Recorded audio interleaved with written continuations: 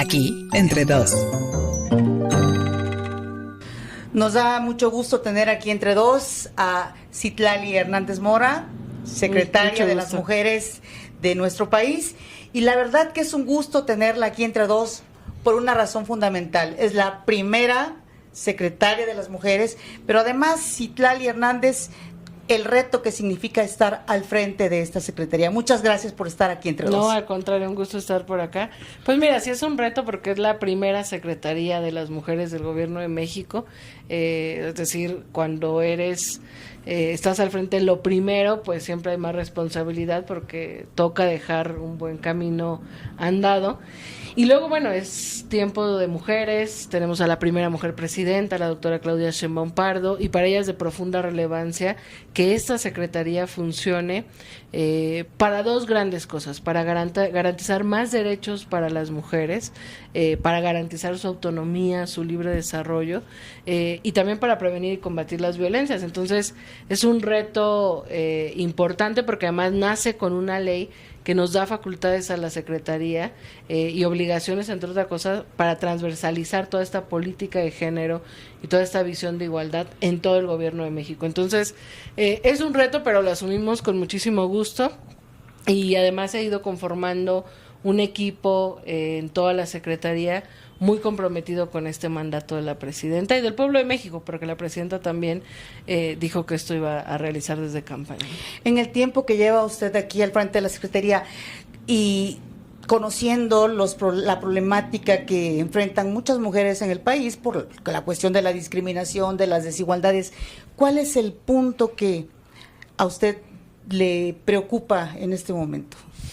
Mira, yo pienso que lo más urgente, o lo más potente más bien, que nos toca hacer es provocar un cambio cultural. Es decir, llega la presidenta, crea la Secretaría de las Mujeres, propone una serie de reformas constitucionales y legales que nos dan un marco de actuación para garantizar que haya fiscalías de género especializadas, para que los jueces tengan perspectiva de género, digamos, para poder acompañar a todo el ámbito de la Procuración de Justicia, pero también eleva a rango constitucional la igualdad sustantiva, que es este compromiso del Estado de garantizar que esa igualdad de la que hablamos se materialice en la vida práctica de las mujeres y los hombres.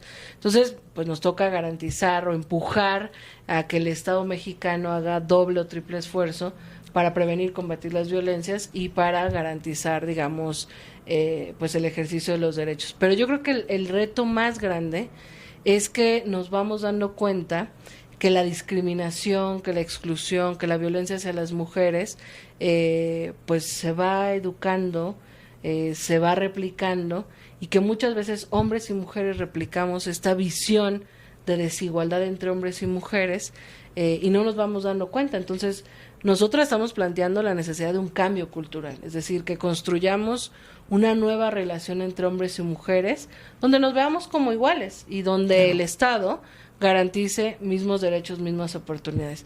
Yo pienso que es el reto más fuerte, porque implica, por supuesto, acompañar acciones y generar política pública en todas las secretarías del Gobierno de México, pero implica un diálogo constante y permanente con la sociedad también, ¿no? Es decir, decirles qué significa tiempo de mujeres, qué estamos diciendo cuando hablamos de igualdad sustantiva, por qué hombres y mujeres, a pesar de nuestras diferencias biológicas, somos los mismos, tenemos las mismas capacidades y tenemos los mismos derechos, y cómo ir rompiendo estas actitudes que a veces normalizamos, que provocan desigualdad o discriminación o violencia, para construir una nueva dinámica. Yo creo que eso es lo más importante. Secretaria, ha tocado usted un punto muy importante y relevante, creo yo, que es el de la normalización hacia ciertas conductas.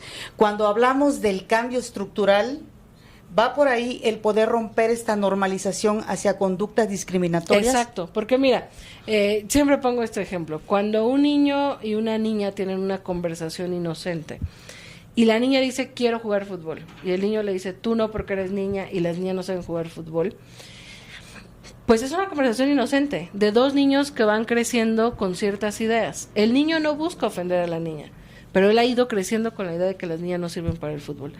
Si la niña forma parte de este nuevo tiempo, seguro le responderá, pues yo claro que también puedo jugar fútbol porque tengo 2 piernas igual que tú.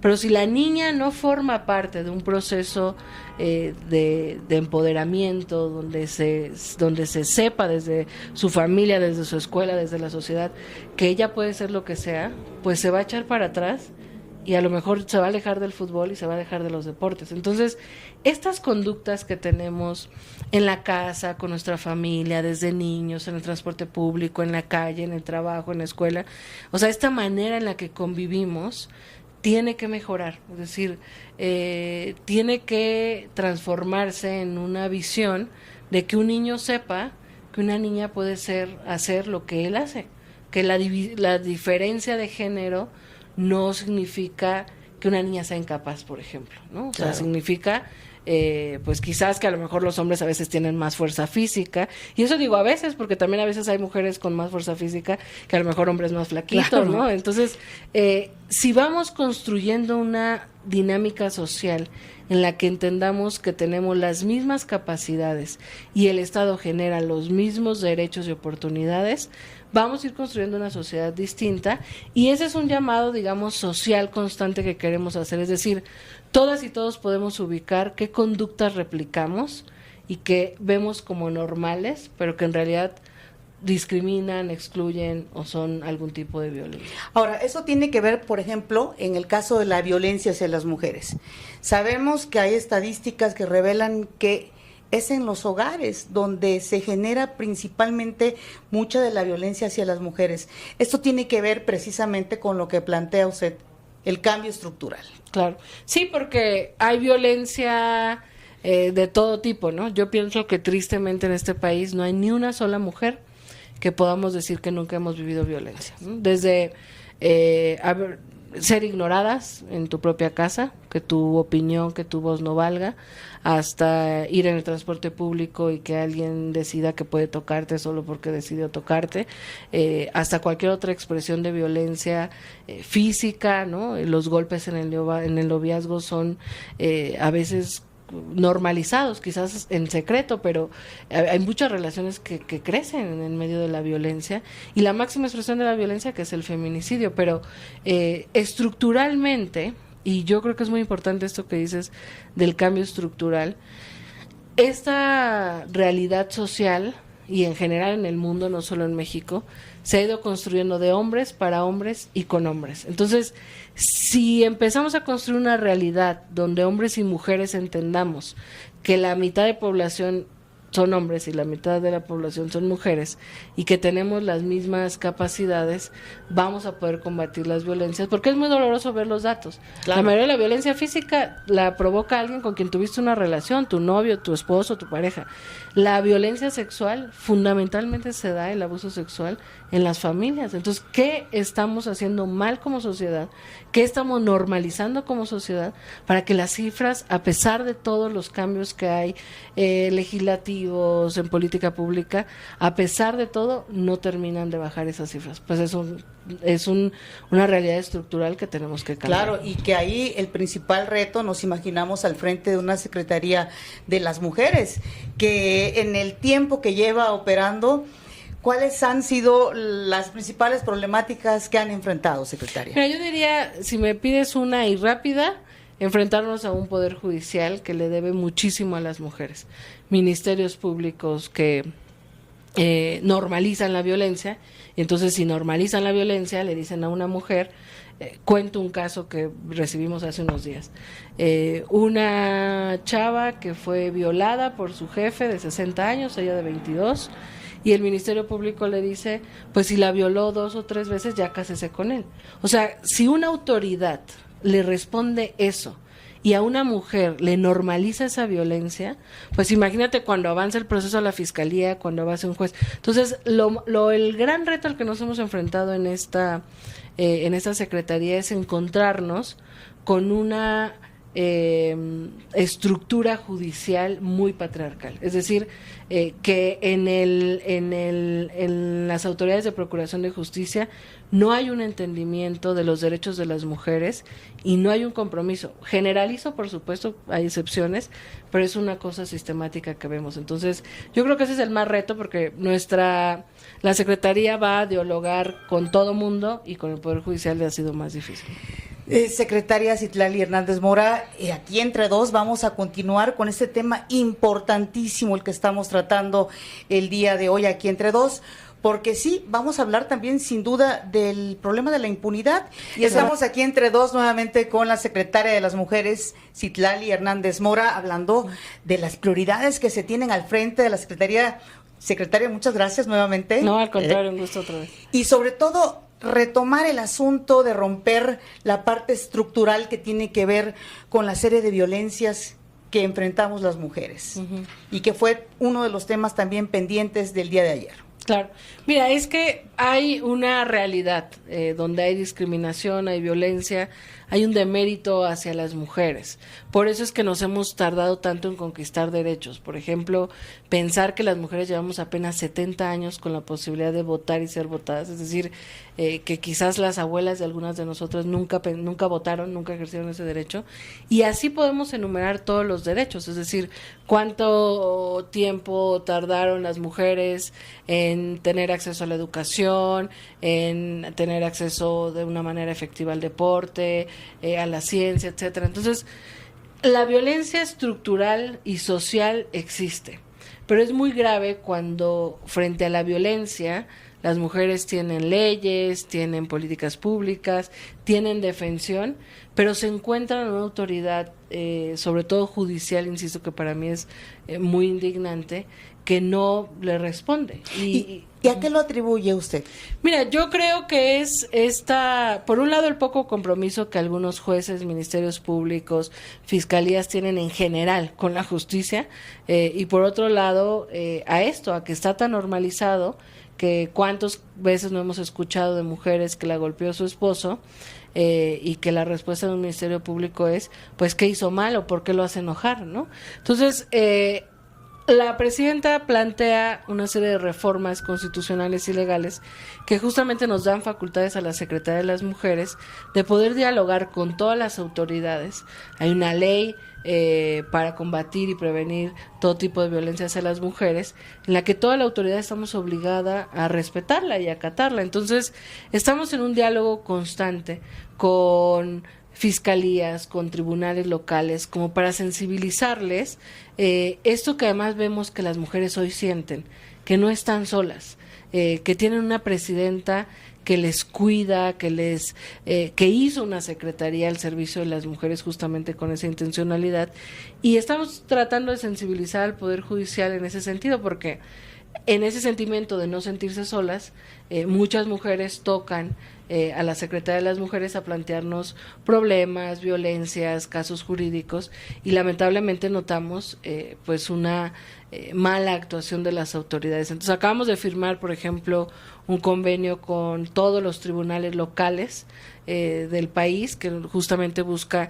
capacitarlos para que haya mayor perspectiva de género, claro, con las juezas y los jueces, compartirles cuál es como toda esta nueva normativa que la presidenta plantea, y poder tener una relación de colaboración, si bien es otro poder, nosotros somos el Ejecutivo, pero tener una relación común al servicio de la protección de las mujeres. Entonces, estamos, digamos, en ese arranque de la Secretaría, digamos que hablando con todo el aparato del Estado en cómo podemos tomar medidas desde el enfoque en el que toque para defender los derechos de las mujeres y protegerlas, digamos, de toda violencia. Así es, la importancia de que todos los delitos sean juzgados precisamente con perspectiva de género. Claro. ¿Cuál ha sido la respuesta en estos acercamientos que ustedes han tenido con las autoridades judiciales? Mira, cuando buscamos a fiscalías, a tribunales, cuando intervenimos en casos específicos, la respuesta es inmediata, es rápida y es oportuna. Es decir, hay una atención, digamos, favorable para las mujeres o para lo justo. pero no es así en la mayoría de los casos, es decir, solo cuando nosotras intervenimos vemos que hay una reacción. Entonces, por eso creemos que es importante que haya una transformación de las fiscalías. Hay, digamos, toda un andamiaje jurídico, la presidenta promovió en estas reformas que todas las fiscalías tuvieran una fiscalía especializada en materia de delitos de género, porque entonces tienes peritos especializados, tienes personas capacitadas con un enfoque de género, pero también estamos, digamos, frente a una posibilidad, y permíteme decirlo, pues en próximos tiempos habrá una elección donde pues hay una posibilidad de poder participar para elegir un poder judicial. Entonces creo que vale la pena reflexionar, nosotros lo reflexionamos todos los días, que se necesita un poder judicial que respete la Constitución, que respete las leyes y que entienda que además tenemos una presidenta que busca defender a las mujeres y que va a estar vigilante a través de la Secretaría de las Mujeres de que en serio se respete estas leyes y se atienda. Entonces, y te comparto rápidamente, vamos a tener visitas a todos los estados de la República, a presentarles un diagnóstico a cada gobernador, a cada gobernadora sobre la realidad de las mujeres en su entidad, tanto en acceso de derechos como en las distintas violencias que viven las mujeres en cada entidad, y a la par vamos a trabajar con fiscalías, con tribunales locales, para construir una estrategia específica para la problemática que vive cada entidad de la República. Es decir, nosotros no somos el Poder Judicial, ni somos las fiscalías, claro, ni somos los ministerios públicos, pero sí es nuestra obligación poder incidir para que cambie esta realidad. Y sin duda evitar la impunidad, Citlali Hernández Mora, porque ese es también el grave problema. Y se me viene a la mente el caso de Devani Escobar, el de la joven de Nuevo León, que le hicieron, creo que 4 autopsias, y hasta este momento, ¿qué ha pasado con este caso? Fíjate, o por ejemplo el caso de Ariadna, de una joven que asesinó su pareja en la Ciudad de México y que fue a dejar su cuerpo a las orillas de Morelos, y la diferencia entre un buen fiscal y un mal fiscal. El fiscal de Morelos decide o determina que su muerte fue por haber tenido una congestión alcohólica, y como el feminicidio fue en la Ciudad de México, la familia busca a la fiscal Ernestina Godoy, en ese entonces gobernaba la ciudad Claudia Sheinbaum, y deciden, que esto buscamos que en todas las fiscalías lo hagan, iniciar un protocolo de investigación como si fuera feminicidio. Es decir, aquí en la ciudad se decidió que toda muerte violenta de una mujer se investigara con protocolo de feminicidio, y claro, al investigarlo así, se dan cuenta la Fiscalía de la Ciudad de México que había un feminicidio. En el caso de Devani, si la Fiscalía hubiese investigado con un protocolo de feminicidio, quizás hoy tengamos más claridad de qué fue lo que pasó, pero además lo voy a decir con todas sus palabras. Si no hubiese corrupción en algunas fiscalías o en algunos funcionarios de estas fiscalías, pues habría mucho más fácil acceso a la verdad. El problema que vemos es cuando presionan a un juez, cuando un ministerio público recibe una mochada y entonces decide no abrir una carpeta de investigación. O sea, hay una serie de factores que hacen una mala procuración de la justicia, y sin duda tenemos que transformar desde las fiscalías hasta el servicio de los ministerios públicos, que no sea alguien que te hace sentir culpable por ir a levantar una denuncia, sí, ¿no? Sin duda. Y Citlali Hernández, pues tenemos temas muy importantes que tratar esta semana.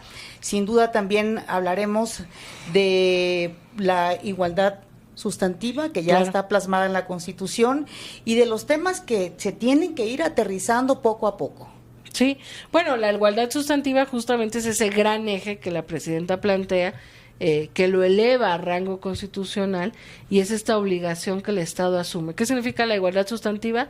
El reconocimiento de que si bien todos y todas, hombres y mujeres, somos iguales ante la ley, cuando hablas de la igualdad sustantiva, planteas un reconocimiento a que ha habido un retraso histórico en el acceso a los derechos de las mujeres, y que entonces hay que garantizar de manera efectiva esa igualdad. Es decir, que si un hombre y una mujer tienen derecho a un camino por donde transitar, la igualdad sustantiva es pensar que en ese camino, si garantizas más iluminación y más seguridad, una mujer tiene garantizado, porque una mujer es más probable que cuando caminas en un camino oscuro, una mujer pueda vivir mayor riesgo que un hombre, por esta desigualdad que existe. Entonces, cuando tú en ese camino colocas iluminación y colocas seguridad, estás garantizando igualdad sustantiva. Es decir, hombres y mujeres pueden pasar por ese camino, pero además redoblas esfuerzos para que la mujer no sea violentada. Por poner un ejemplo. Entonces, digamos, esta igualdad sustantiva es cómo alcanzamos que los derechos sean en piso parejo para todas y para todos. Vemos los datos, los propietarios de la tierra en México, la mayoría son hombres. El 70% de los dueños de la tierra son hombres, porque en los ejidos a veces, ayer justo veíamos ese tema, en los ejidos pues de repente se muere un papá, tiene una hija y resulta que el ejido decide que ese terreno se lo quede el primo por ser hombre. Sí, bueno, eso no es igualdad sustantiva y eso provoca una discriminación, una exclusión y una realidad que es asombrosa, que el 70% de los dueños de la tierra en este país son hombres, cuando las mujeres pueden tener derecho a acceder a la tierra, por poner un ejemplo. Pues Mora, tema pendiente el día de hoy, Citlali, muchas gracias.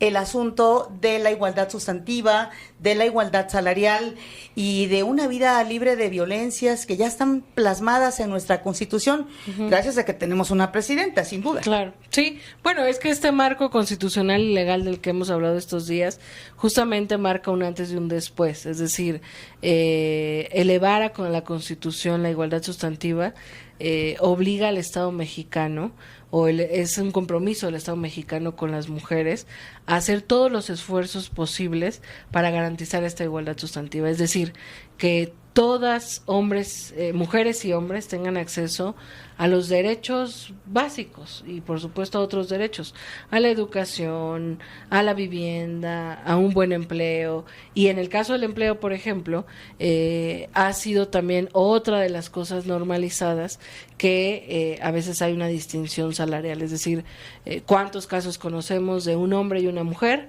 Y yo creo que todas, Sí, yo creo que todas conocemos algún caso de algún hombre y una mujer que tienen el mismo puesto, hacen la misma tarea y tienen un salario desigual, ganando más el hombre.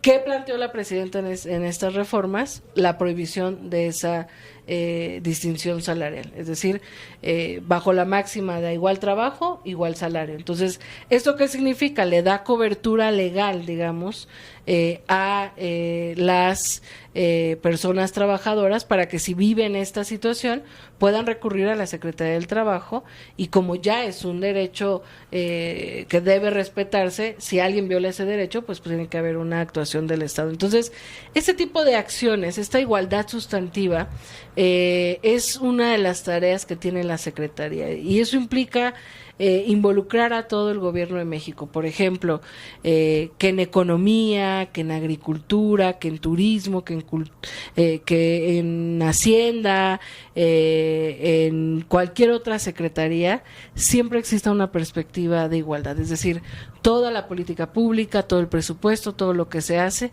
se piense para garantizar derechos tanto para hombres como para mujeres, pero ubicando que las mujeres llevamos un largo retraso en el acceso a esos derechos, es decir, yo digo que en esta lógica de poner piso parejo, como ponerle 2 tabiques o 3 tabiques más a los derechos de las mujeres, sabiendo que los hombres han tenido un piso mucho más arriba en el acceso a esos derechos, ¿no? Es que, Citlali Hernández, ¿cómo sensibilizar, por ejemplo, la iniciativa privada? Bueno, a través del diálogo. Hemos ya también platicado con varias cámaras empresariales, si bien, digamos, no nos podemos nosotras meter a incidir en su vida interna, pero sí me parece que hay una reflexión en la iniciativa privada en cómo hacer, por ejemplo, de los órganos administrativos o de los espacios de dirección, un espacio, por un lado, seguro para las mujeres, donde no haya acoso, hostigamiento, violencia, pero también un espacio donde haya más participación de las mujeres, porque México es de los pocos países del mundo donde ya se ha logrado la paridad, es decir, en las cámaras legislativas vemos mitad hombres, mitad diputados, mitad diputadas, igual en el Senado, es el momento en el que más mujeres están están tomando decisiones en este país, tenemos 9 gobernadoras. Sin embargo, en el sector empresarial seguimos viendo a los grandes dueños o a los grandes directivos o tomadores de decisiones en una empresa, hombres. Es a través del diálogo, a través de sensibilizar, de proponerles algunas acciones al interior que puedan promover mayor participación de las mujeres, etcétera. Pero bueno, no podemos meternos tanto en la iniciativa privada porque tienen sus propias reglas y normativas, pero sí podemos generar incentivos. Por ejemplo, que si hay un mayor número de contratación de mujeres, existe algún tipo de incentivo o que haya mayor participación, insisto, en los órganos de decisión de mujeres y que eso, no sé, exista como alguna especie de proyección o de certificación o de como de símbolo a través de la Secretaría de las Mujeres reconociendo esta empresa tiene paridad, etcétera. Pero bueno, estamos en esa construcción. En realidad, lo que más nos interesa es garantizar en toda la acción de gobierno mayor acceso a los derechos y también, como en la cuarta transformación lo pensamos, sobre todo pensando en las más pobres, que las mujeres más pobres, más excluidas siempre son las que más violencias viven y menos acceso, por supuesto, tienen a los derechos. Claro que se conjugan muchos factores negativos, por decirlo así, ¿no?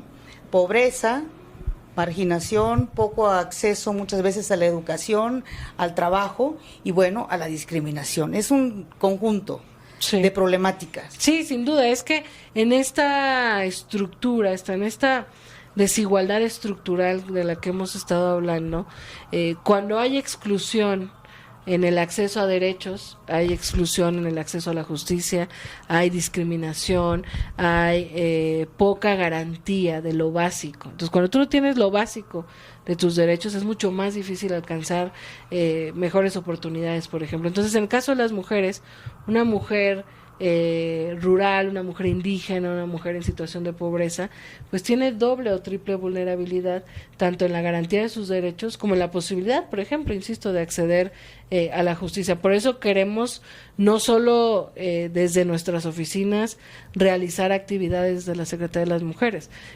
Nuestra tarea, y hemos estado mucho en la planeación, pero estamos en la lógica de estar mucho en territorio, de visitar las comunidades indígenas, las zonas rurales, ahora que hicimos la cartilla de los derechos, pues de entregarla en todas las escuelas, en todos los territorios, de provocar esta discusión y esta máxima publicidad de los derechos básicos que una mujer debe saber que debe tener garantizados por las autoridades. Dos cosas. Primero me gustaría preguntarte, por ejemplo, hablando de las desigualdades estructurales, de las violencias, y lo habías comentado al principio de la plática, prácticamente todas las mujeres hemos sido, o hemos sufrido algún tipo de discriminación y de violencia. ¿Es así? Yo estoy convencida de que si lo pensamos en voz alta, si nos lo preguntamos ahora nosotras, quienes nos escuchan, todas podemos confirmar que hemos vivido algún tipo de violencia, de discriminación por nuestra condición de mujeres. Y creo que vale la pena esa reflexión para los hombres que nos están escuchando.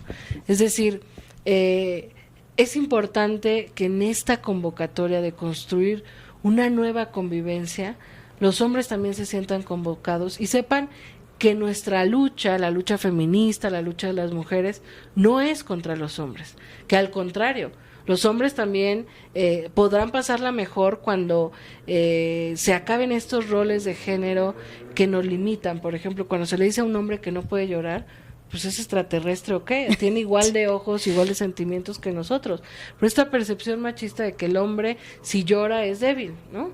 Igual con las mujeres, o sea, si una mujer viste de cierta forma cuando sube al transporte público, es su libertad de vestir así, de ir por la vida como le plazca, y nadie tendría que sentir el derecho de acosarla, de chiflarle, de tocarla por la manera en la que se viste. Y es esto a lo que nos referimos en la cotidianidad, ¿no?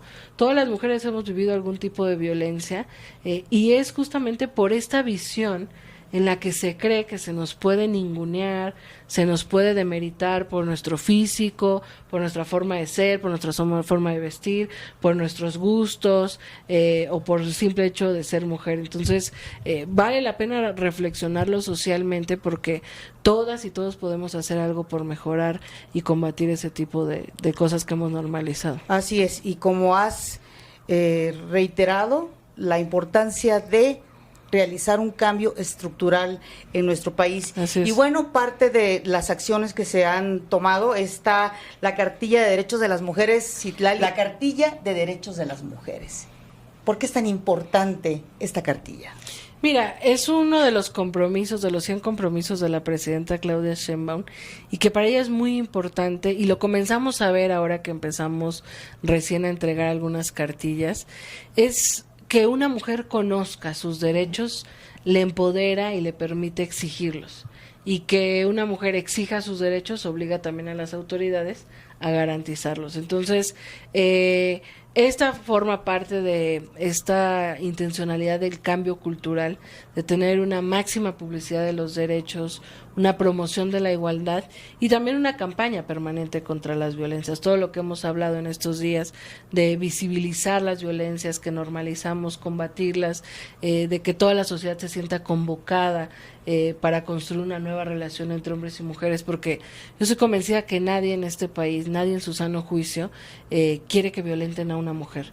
Y en ese sentido, si hombres y mujeres estamos preocupadas por ello, pues el llamado de la Secretaría de las Mujeres es hagamos algo. O sea, tú puedes hacer algo como persona, en lo individual, en lo colectivo, como hermano, como amigo, como novio, como mujer también, porque las mujeres muchas veces también replicamos estas violencias.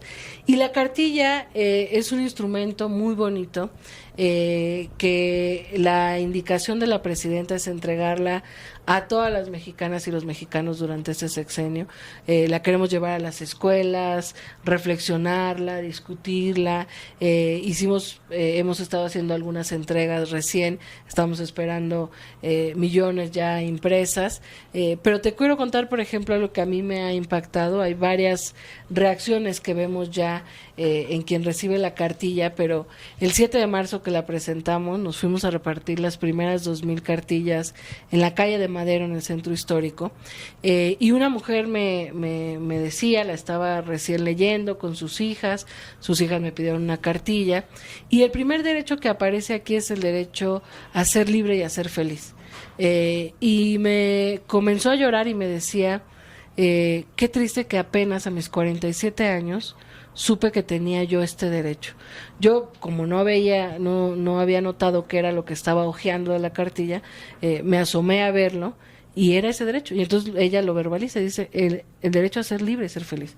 O sea, apenas a mis 47 años supe que tengo este derecho. Entonces, creo que es muy importante que las mujeres, que a veces vamos creciendo en este problema estructural, sintiéndonos menos, creyendo que merecemos menos, haciéndonos a un lado, sintiéndonos culpables cuando triunfamos, sintiéndonos invisibilizadas cuando a veces en una reunión entre puros hombres de trabajo nadie nos escucha, o hacemos un planteamiento y luego el mismo planteamiento lo hace un compañero y parece que él sí lo escuchan. O sea, esta normalización que tenemos desde las niñas hasta las adultas mayores, no es normal. Y cuando tú lees una cartilla en la que dice, tú tienes derecho a ser libre y a ser feliz, lo primero que te preguntas es qué me hace feliz y qué me hace libre. Si soy libre o no soy libre, ¿no?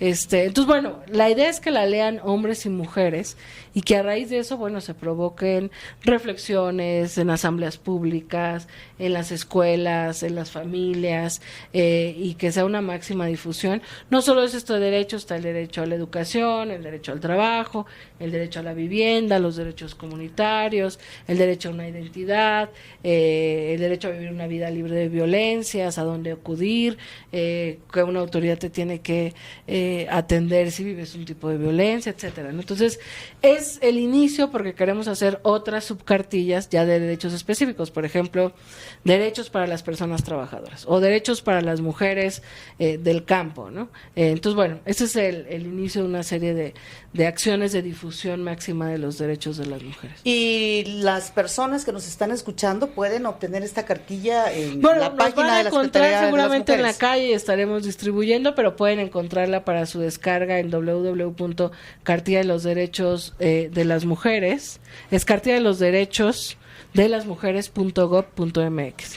Citlali Hernández, aquí entre dos también me gustaría tocar este tema. ¿Qué tan importante y relevante es la creación del Sistema Nacional de Cuidados? ¿Cómo va este asunto? Bueno, eso es muy importante porque en esta estructura que se fue realizando entre hombres, para hombres y con hombres, y donde las mujeres fuimos quedando relegadas prácticamente a labores del hogar, y después fuimos conquistando nuestro derecho a estudiar, nuestro derecho también a trabajar, etcétera, pues hay una carga de la labor de cuidados, quien cuida a los adultos mayores, quien cuida a las niñas, a los niños, quien cuida a una persona con discapacidad, fundamentalmente asignada a un rol femenino. Y hay una discusión mundial sobre la necesidad de construir un sistema de cuidados de tal manera que las mujeres liberen ese tiempo que dedican a la labor de cuidados y puedan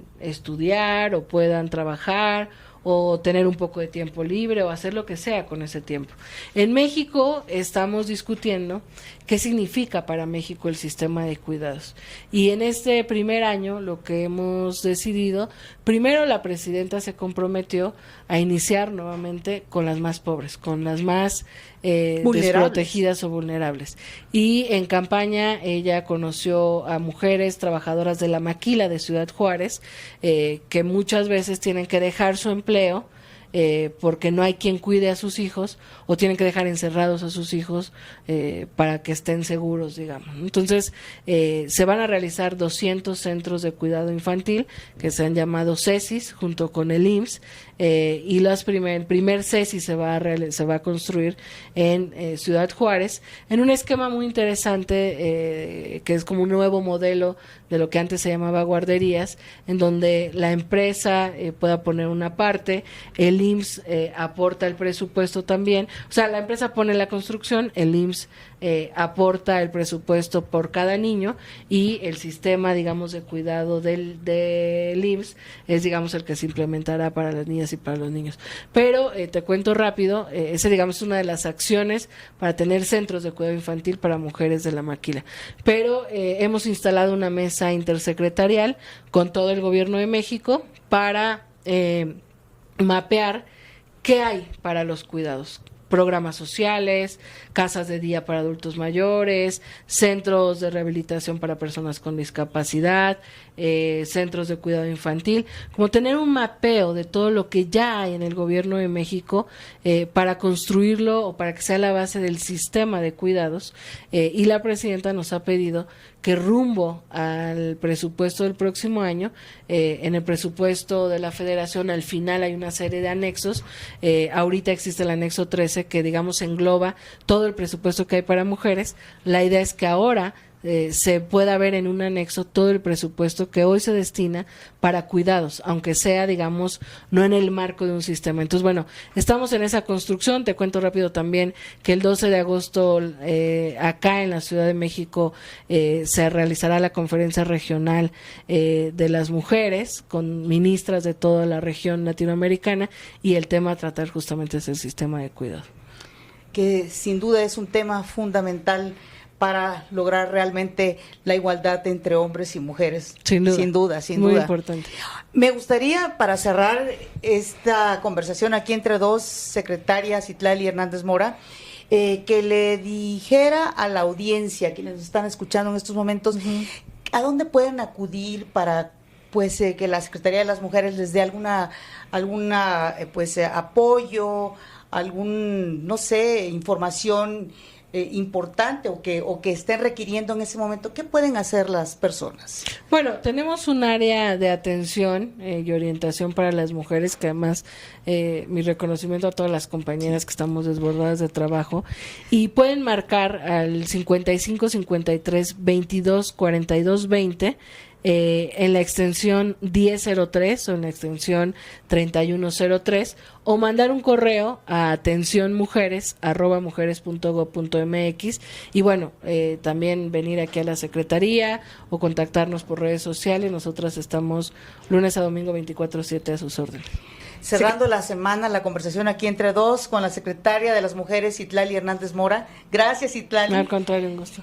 Quedó el tema de la educación como un asunto pendiente precisamente para lograr este cambio que tanto anhelamos todas y todos, este cambio estructural para lograr la igualdad entre hombres y mujeres en este país. Fíjate que qué bueno que lo planteas, porque yo pienso que la mejor manera de cambiar y mejorar como sociedad es que desde la educación aprendamos a construir una vida donde nos veamos como iguales, sin importar tu tamaño, tu origen, tu color de piel y por supuesto tu género. Entonces, para nosotras una de las grandes tareas es la prevención de las violencias, y la presidenta nos ha encargado fortalecer los esquemas de prevención en las escuelas. Es decir, estamos trabajando la Subsecretaría para el Derecho a una Vida Libre de Violencias, toda una estrategia en las escuelas, tanto en educación básica como media y superior, pero fundamentalmente en básica y media, que permita generar acciones que desde chiquitos, desde niñas, niños, jóvenes, adolescentes, pueda haber una perspectiva de igualdad distinta, porque es esto que hemos estado platicando en estos días, ¿no? Si yo crezco con la idea de que valgo menos por ser mujer, o si un hombre crece con la idea de que puede callar, de que puede violentar, que puede excluir a una mujer solo porque es hombre, pues eso se va replicando en toda nuestra cotidianidad. Y muchas veces, ¿cuántas veces escuchamos a decir hombres, no, yo no soy macho porque no golpeo a mi mujer? No necesita tener expresiones machistas. La expresión machista no solo es golpear a una mujer.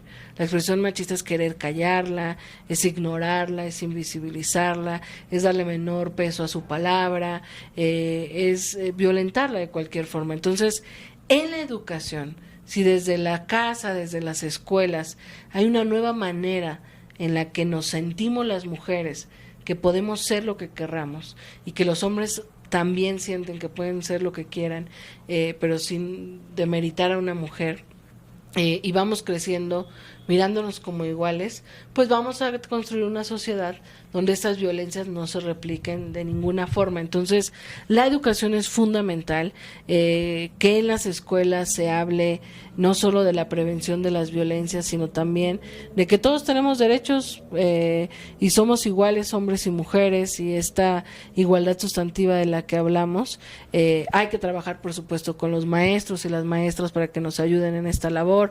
En la nueva escuela mexicana, los contenidos del libro de texto ya tienen esa perspectiva de género, pero bueno, estamos trabajando sobre todo en temas de prevención de la violencia en las escuelas y también en el contenido educativo, para poder, insisto, no se trata de excluir a nadie, se trata de construir una vida de iguales, y que en el fondo eso es una sociedad mucho más armónica, mucho más justa, mucho más igualitaria.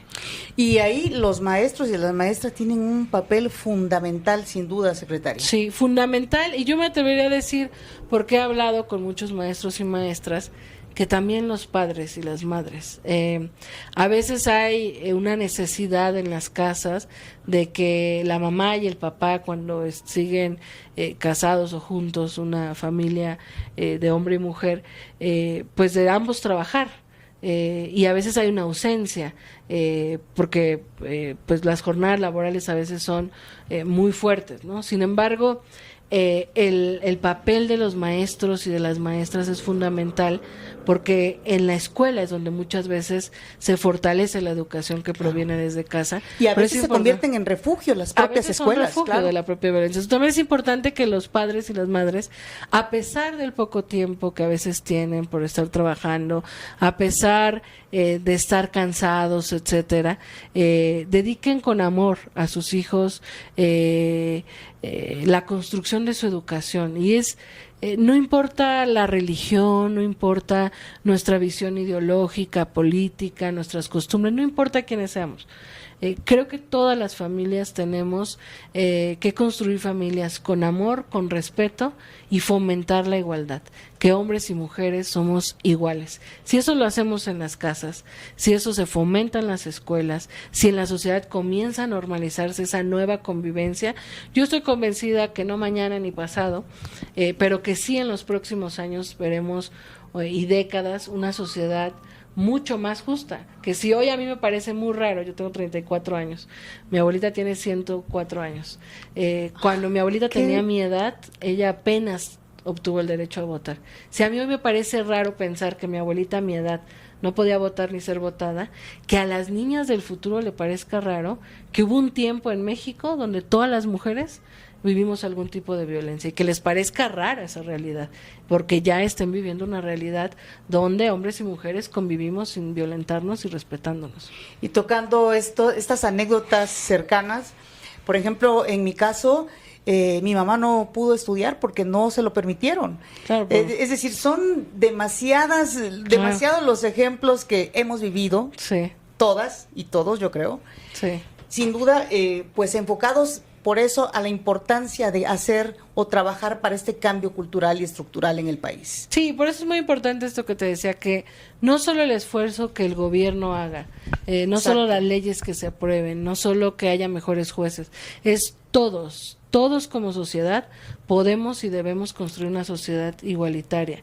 Porque, insisto, nadie en su sano juicio creo que quiere que en este país haya violencia hacia las mujeres. No podemos normalizar que una mujer camine a cualquier hora del día o de la noche y que sea violentada, o que una mujer sea abusada sexualmente o sea asesinada. Eso no es normal, además es un delito, debemos combatir la impunidad, pero además podemos todas la sociedad construir una nueva relación de respeto, o sea, no es más, es mirarnos en serio como iguales, y eso me parece la esencia del cambio cultural. Y aquí entre dos me gustaría pedirle a la secretaria de las Mujeres, Citlali Hernández Mora, un mensaje para los hombres que nos están escuchando. ¿Cuál sería? Bueno, decirles que cuando decimos que es tiempo de mujeres no significa que no sea tiempo de hombres. Significa que las mujeres durante mucho tiempo hemos estado excluidas y que estamos buscando tener un piso parejo. Nuestra lucha jamás va a ser para excluir, para violentar, para denigrar a ningún hombre. Al contrario, necesitamos a los hombres en esta tarea.